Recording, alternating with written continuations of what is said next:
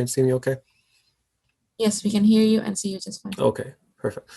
Okay, so الرحمن رب اشرح لي صدري ويسر لي امري واحلل عقدة من لساني يفقهوا قولي اللهم لا سهلا لما جعلته سهلا وانت تجعل الحزن اذا شئت سهلا. بسم الله. So yeah, we're talking stories of the Sahaba, and I have a story for you guys today, which is one of my favorites, and it's a revolutionary one, particularly because of who it's about. The Sahaba the Sahabi that's behind this, and he's a bit of a famous name, but also he's not as well known in the mainstream today. So let's get to it, inshallah, before I spoil the fun. So I wanted to give you guys a little bit of context first about the field or the situation in the Makki Sirah. Okay, so first, in order for us to actually talk about anyone, any particular Sahabi, or even the Prophet ﷺ and his mission in 7th century Arabia, we actually have to look at what 7th century Arabia looked like. Okay, so let's take a look at what the entire playing field was like. First of all, you have to understand the Arab desert was very harsh then. Okay, so there was a lot of shortage of food and water and supplies. So naturally, in this kind of environment, what would happen is people need to find a way to make sure that they're not just stranded in the middle of the desert. And so what was really codified in society was something called a tribal life. Okay, so a tribe is like a group, a community of people who are related to each other through some blood relation. Actually, sometimes they're a full blood, large blood family. And they're a very tight unit. They're bound to each other. They have their own customs and traditions, and they have laws inside that tribe, and they obey them very strictly. The thing is, your tribe was your place of protection and your home, and your survival of your own life depended on you sticking to your tribe. So you have to get to know everybody. You have to know how things work there. You can't break the rules, because as soon as you do, you jeopardize the well-being of the entire tribe. So you could have your own role. You could be a shepherd, a merchant, a farmer, a politician, a trader. In this really harsh desert life, that was your family. That was as close of a family as you could have. So the tribe chief leader is the one who was really knowledgeable. He was really experienced, strong, and brave, and well connected with the people. He was chosen because of his strong leadership skills. That's good. And each tribe had its own strengths and weaknesses. Okay, so some were really good with their hands, and others were really good at crafting, and others had strengths in their military ability. Okay, and it's a whole world on its own. There's different ranks, different political power in each of the tribes in society. The most powerful ones will be, the ones with the best fighters, and they have the strongest economic status. Maybe they have a lot of ability to a lot of goods and products they make that they can actually sell out to other tribes. So they have lots of economic status among other tribes. It was also commonplace for tribes to actually attack each other. And that's just how the desert life was like. Sometimes what would happen is it would be not so out of the ordinary for one tribe to actually go and attack and completely ransack and destroy another tribe and take all its goods and everything that belonged there. Why? Because they have their own mouths to feed. They have their own people to take care of, and that's just how the customs were. And actually, some tribes, believe it or not, lived off just this alone: highway robbery. Okay? So literally, some tribes would be waiting for the caravans of other tribes to make their way to in between cities, to do things, to actually sell goods, and take part of partnerships and trade. And what would happen is a couple of tribes would these highway robbery kind of based tribes, they would actually watch these caravans, and when the time came, when the time was right, they would go and ransack and just steal all the stuff, kill all the people there that were transporting those goods, and take all those goods for themselves. Some tribes lived off this highway robbery kind of lifestyle. Except they wouldn't dare ever attack one particular tribe, if they saw a particular caravan, okay, riding across the desert, and they saw a flag or the mark there that gave it away that it was a Qurayshi caravan, the mark of the Quraysh was there on that caravan, the flag of the Quraysh was there on that caravan, nobody would dare touch that one. That's how powerful the Quraysh were in this harsh desert life. And see, in this really Wild West, crazy kind of lifestyle, you can see again how important it is to stay strong and stick to your tribe as much as you can. And everybody knew that when the Qurayshi caravan passed, that was transporting the sacred idols, the goods which nobody touches. It's got to make its way straight to the holy city of Mecca, where the entire hub, the merchant marketplace, and the best goods and all sorts of people coming from all sorts of backgrounds, like the Indians, Abyssinians, Chinese, Yemenis, everyone from all sorts of backgrounds are all coming to Mecca, the hub, the place where the Quraysh rule. The Quraysh were the kings of their society. They weren't kings compared to the Persians and Romans, but they were kings of their society. That showed just how strong and powerful they were. So in this entire world that existed, what was the role of the Sahaba and the Prophet ﷺ? Why were we, if things don't seem as bad from what you've heard so far, this is just how life runs. Where does the Prophet ﷺ and the Quran and Islam come into all of this? You see, in 7th century Arabia, people were quite backward in the sense that they worshipped everything they could find. Sometimes Arab tribes would just pick up stones on the ground, or they would see the sun or the moon, and some Arab tribes actually worship jinns, okay? And not just the regular idols we're talking about. But because of this crazy culture of idol worship and spiritual chaos, people lived in very high degree levels of just chaotic environments, like lots of alcohol, gambling, prostitution, fights and tribalism between tribes. Sometimes tribes would actually look for a fight even if there was no conflict. There was dishonor of women. Obviously, we know about the fact that baby daughters were buried at their birth because of an honor reason.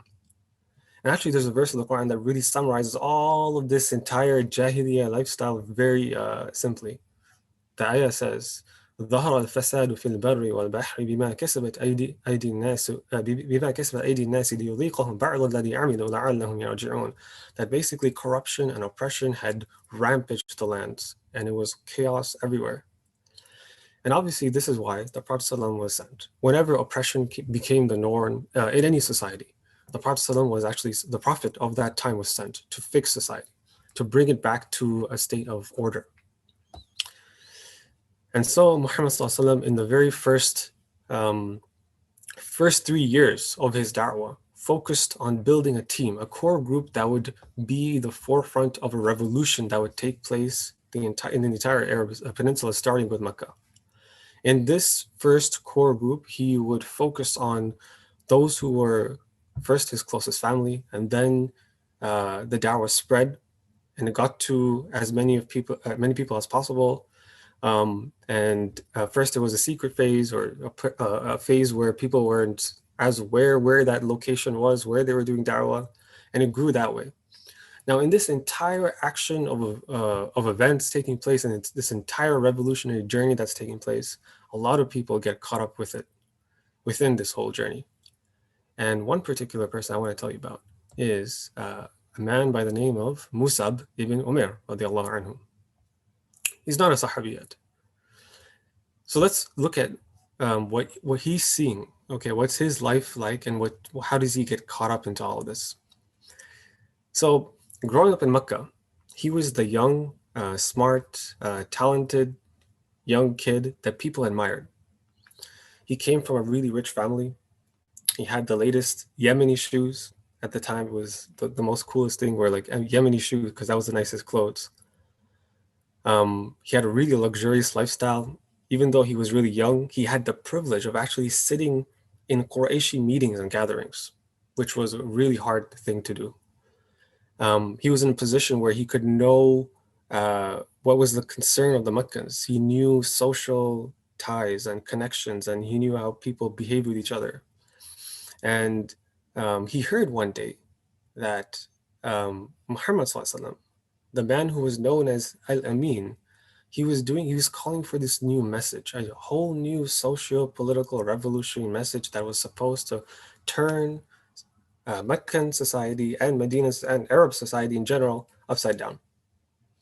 So he heard about it, and word kind of spread to him that he was talking, he was spreading his message in this place called the House of Arqam. Okay. And Musab, radiallahu anhu, again, still not a Sahabi, he's not a Muslim yet. He was honest his whole life. So he knew this is coming from Muhammad ﷺ, the one who is known as one of the most honest and trustworthy individuals. He's now claiming to be prophet of God. All of a sudden, Musab has to go and find out what this is all about. So he was really anxious, really eager to know what's going on. So he found out the name of the house. He went to the house. He slowly approached. He heard some Quran being recited. He heard the Prophet ﷺ speaking. He saw him. Musa radiallahu anhu saw the Prophet ﷺ, and he was like just shaking, and he was very anxious and scared. Then he went up to him, and the Prophet ﷺ placed his hand on Musab's chest, and just like that, it was a nice calming feeling, and his heart calmed down. He was seeing the world as is, and he decisively knew that this is Rasulullah, the messenger of Allah sallallahu alaihi wasallam. So he's ready to accept Islam right there. All his life, he was very honest and he was very true to everything he heard. So he knew this was the message that he was always looking for. His fitrah was always calling toward this message that one day would come. One day a prophet of God would come to fix society. So he was excited. He was ready to serve this cause. The only concern, though, was his mom. He wasn't really concerned with the other Qurayshi chief leaders. He didn't really fear them because he already had a pretty good reputation with them, and that wasn't his main concern. But his mom was a very patriotic, idol-worshipping, loving, Arab value-loving woman. She would not give up her customs and values so easily. So it was actually not long before people found out that Musa radiallahu anhu became Muslim.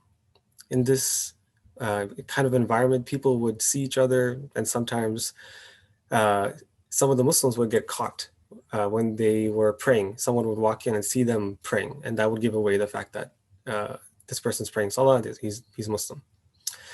So Musa radiallahu anhu had to face his mom, his tribe, and the Quraysh, and he had to answer to all of them. Like, okay, he became Muslim. With a certain humility and calm confidence, Musab acknowledged that he had become a Muslim, and he explained all his reasons for doing that. And his mom was shocked, enraged. She absolutely hated it. She didn't want to hear any of it. And she was actually almost going to hit him. She raised her hand and was about to hit him, but she decided not to. She couldn't do it, probably because the way she raised him, she loved him so much, and both Musab's parents loved him so much, and they treated him like a prince, and she couldn't do it. So instead, what she did was she placed him in house arrest. He wasn't allowed to leave home, and she actually used her power. She was a powerful woman. She had guards that tied him up in the corner of a house, and he wasn't allowed to leave. And because of that, he was stuck. He couldn't go and meet the Prophet ﷺ anymore. He couldn't be with the companions anymore. And so after some time, some news came that the Muslims were going to become refugees in Abyssinia. Some of them were going to leave Mecca because it was too dangerous. And Musa radiallahu anhu wanted to go with them, but he didn't have a way. He was locked up in his house. When the right opportunity came, he saw an opportunity and he found a way to get away from the guards. He joined the Muslims and they took a boat or a ship to Abyssinia, and he became a refugee. Later on, he came back and he knew the relationship with his mom just wasn't great. And at some point, that needed to be fixed, or something needed to be done about that. Finally, after a long time of back and forth, he went back to Mecca because he wanted to be with the Prophet ﷺ. He didn't want to be in Abyssinia forever. And he had to confront his mom. And that's when they clashed hard. He made it clear this time that if she tied him up again, he would be boldly just fighting those guards if he had to. So at this point, the only thing that was left for them, for both Musa radiallahu anhu and his mom, was to separate from each other. It was emotionally very, very tough. His mom held her ground patriotically, passionately. She was saying that there's no way I would accept Muhammad's message, no matter what, even if I look like a fool. And Musab kept his emotions in check. And he was also firm on Iman. And he was saying, there's no way I can give up the truth after I saw it. And then that was it. She blurted out in front of whoever was there to him, said, okay, then go your way. Go with Muhammad. Do whatever you want. From now on, I'm no longer your mom. And so Musa radiallahu anhu, with one final attempt, went up to her and said, very sincerely, Mom, I'm genuinely concerned for you. Please just say La ilaha illallah, accept the truth, accept Islam, become Muslim. But she wouldn't do it. And she swore that she would never accept Islam no matter what. And from that day on, Musa radiallahu anhu and his mom separated. And because of that, he had to give up his entire luxurious lifestyle. From that point on, no more fancy clothes, no nice shoes, none of that nice Yemeni shoes that he had for so long in his life, no nice food. One by one, he gave it all away. He handed every single one of his belongings and his entire life away, all for one reason: Islam. Because of everything the Prophet ﷺ taught him, because of how much the Prophet ﷺ changed his life, and because of how much he appreciated everything the Prophet ﷺ gave him, he felt that he really needed to prove himself to the Prophet ﷺ and to Allah, for sure, first of all, to Allah, that if he was going to have this message of Islam, and it was really something he wanted to give his life to as a service for his entire life, he wanted to prove it, even if it meant giving up that luxurious lifestyle. And that was it. Musab was not rich anymore. He was not living that luxurious lifestyle anymore. He didn't have any of that good high-class citizen in Meccan society lifestyle anymore. And all because he wanted to be with the Prophet ﷺ. He wanted to grow with the rest of the Muslims. He wanted to contribute to Islam. He actually wanted to use all his strengths, his talents, his skills, his wisdom, and how he knew the social being of everyone around. He wanted to use all of that for Islam. He was determined more than ever. And one time, what actually happened was Musa radiallahu anhu walked into a meeting with a whole bunch of Muslims. And these Muslims they used to know Musa radiallahu anhu when he was young. They definitely knew that he used to be very rich, and he was like draped in prince-like clothing, the nicest gowns and thobes, and the most richest kind of clothing you could see. He was the one wearing them. But now he would walk into this gathering of other Muslims, and the Prophet ﷺ was there too. And he wore this really ragged old thobe that was it was clean. He kept it clean, but you could tell it was wearing down. He was using it for so many times over and over again. You could tell he definitely did not have that luxurious lifestyle anymore. He was just like another Sahabi who gave up that life, and he was now actually kind of poor. And the Prophet ﷺ saw him and smiled at him and said, I used to see Musab with his parents in Mecca. His parents gave him the most luxurious lifestyle and gave him all the comforts of life. There was no Qurayshi youth like him. Then he left all of that, seeking the pleasure of Allah and devoting himself to the service of his Prophet. And actually at that moment, the Prophet actually turned to the rest of the group and he said, there will be a time where Allah will bless you with victory even over the Persians and Romans. Then there will come a time, much better than now, where in the morning you can wear one outfit and in the evening you can wear a different one. And in the morning you can eat from one plate of meal, one meal and one type of meal, one type of dish, and in the evening you can have a different one. So what he's saying to this entire group is like he's showing the example of Musa radiallahu anhu, who understood this, who understood that if Allah wants, he could give the entire set of companions and Musa radiallahu anhu, make them super rich all over again if he wanted to. And at this moment, he smiled at Musa radiallahu anhu and he was very happy, very pleased with everything that Musa radiallahu anhu gave up. So that's the story of Musa radiallahu anhu.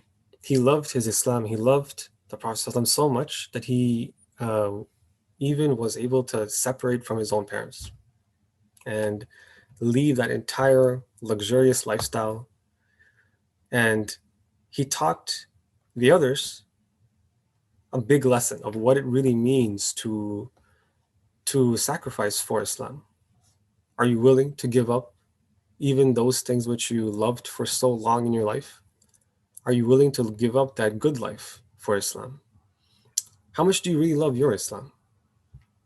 So many other companions, when they saw Musa radiallahu anhu walk into that gathering and they saw him now dressed in this old, ragged old thobe, nothing rich, nothing fancy, a lot of them actually teared up and they actually bowed their heads down in shame. And they were like, they actually started to tear up because of what Musa radiallahu anhu had done. The level of sacrifice he showed in front of everyone, willing to separate from his mom, giving up that fancy, luxurious, upper class Meccan lifestyle, all to be a Muslim. Now, here's what gets very cool and what's really highly deserving of Musa radiallahu anhu. You see, what happened was in the 10th year of the da'wah of the Prophet's message in Mecca, people actually stopped accepting Islam. It became a blocker. It came to a stop. The da'wah wasn't moving anymore. Why did this happen? Long story short, the Quraysh actually had everything to do with it. They stopped it. They used their political power. They used their connections, and they stopped the message of Islam from spreading any further. So it became a standstill. And what happened was the Prophet ﷺ and the Sahaba, they started to go out and reach out to a whole bunch of other tribes for help, for support. One by one, each tribe rejected them for their own reasons. And they searched and searched. They kept going. Abu Bakr radiallahu anhu was guiding the Prophet ﷺ and the Sahaba, teaching them about different tribes and how they could help. But one by one, they all had their own reasons and they rejected the Prophet ﷺ and the message of Islam. Until finally came, just by coincidence, one particular group who was visiting Mecca. They were from the tribe of Al-Khazraj, and they came during the Hajj season. And the Prophet ﷺ, by coincidence, bumped into them. They told a huge story about how the people back home, their tribes back home, were in a state of complete chaos. The tribal wars between their two tribes were so bad, it got so gruesome, so vicious, that it came to a point that almost all of the elders, the seniors, the most respected seniors and elders of both of those tribes were actually killed in cold blood. And there was hardly any leaders left. It was such a gruesome, crazy scenario. They came to the Prophet ﷺ and said, maybe you're the hope that we need. Maybe you are the prophet that you claim to be, that can give us a solution that would unite our two tribes. And right at that moment, they accepted Islam. But the Prophet ﷺ would never allow any group to just accept Islam in such a way that they wouldn't be taught how to live by Islam. So the Prophet ﷺ chose one particular individual. He had to choose somebody to go back home to to the home of Aus and Khazraj in Yathrib, in Medina at that time. It was called Yathrib, to teach them Islam. And he chose one particular individual. Guess who it was? It was none other than Musab ibn Umair radiallahu anhu. Even though the Prophet ﷺ could have chosen anybody else, he could have chosen someone closer to his family, he could have chosen someone who was a bit more high in status, but he chose Musa radiallahu anhu because he proved himself. He was talented, he was skilled, and he made a huge sacrifice for Islam. And he showed his real worth. And this time, Musa radiallahu anhu was so dedicated, he was so enthusiastic, he was ready to take on this challenge because he already made the biggest sacrifice, which was separating from his mom and giving up his old life, that now he would go into Yathrib and he would teach all those residents of Yathrib Islam one by one. And that would be actually leading to the story. This leads toward the story of how the entire peninsula in Yathrib, the entire region of Yathrib, changed because of the effort and work of Musab ibn Umair radiallahu anhu, who was later known as Al-Muqri, the teacher of the Quran. And he made such a huge impact there, which obviously it deserves a whole story on its own. But long story short, this is the story of Musab ibn Umair radiallahu anhu. I hope that you benefited, hope that you were inspired by this story, and hope that you understand what it really means, what the Sahaba radiallahu anhu, for them, what sacrifice really meant. What they wanted to prove themselves as a real carrier of Islam. This is what they would take to do so. سبحانك اللهم وبحمدك أشهد أن لا إله إلا أنت أستغفرك وأتوب إليك. I'll stop here. جزاكم الله خيرا to everybody. And wassalamu alaikum wa rahmatullahi wa barakatuh.